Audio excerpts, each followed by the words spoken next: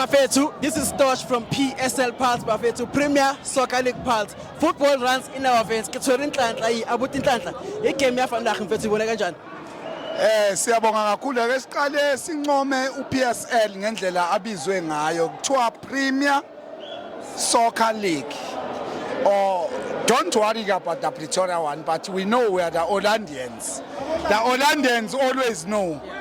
So into esibuzwa yona ukwazi ukuthi iPirate since isebenze kahle kangaka omakhelwane nomakhelwane beshiya ngamapoint amancane yini injabulo yethu esingenza kuyo ama feelings ami lawo ukuba ngiyajabula ukuthi basiyohlala ku number 1 akekho ozosidiliza baqhubeka neminye imibuzo kuthi ngicela ukubuza mfethu. So looking at the game ya today ne man of the match yakho inika bani?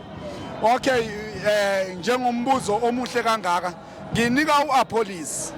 The main reason okunika uApolis, Apolis is a very good striker. Kodwa uyakwazi ukulanda ibhola, uyakwazi ukudlala iposition ka number 10, uyakwazi ukudlala iposition ka number 9. Akakhathaliseki ukuthi ukhona number 10, akakhathaliseki ukuthi ukhona number 9. All umdlalo egroundini udlala njengoba unjalo. Ngicabanga ukuthi ngichaze kahle.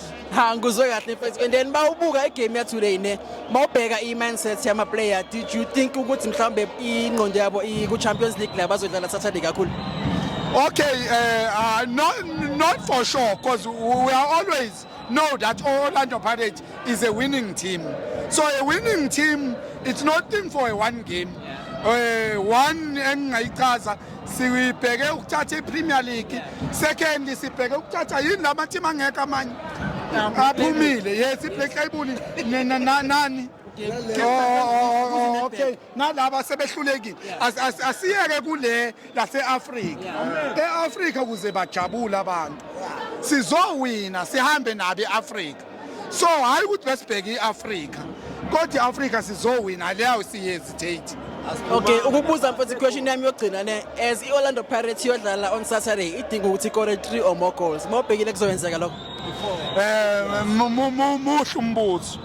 Muhle umbuzo esigodini abaningi abazibhola bayazi ukuthi iPirate kuthiwa yadliwa imagesi la eOrlando ngoba kuza le team bese besipredictela ukuthi siyadliwa Saturday but ke ngoba sesibakhombisile asifuni ukuwasho now 7 so washaya so besingasithi nje Real Madrid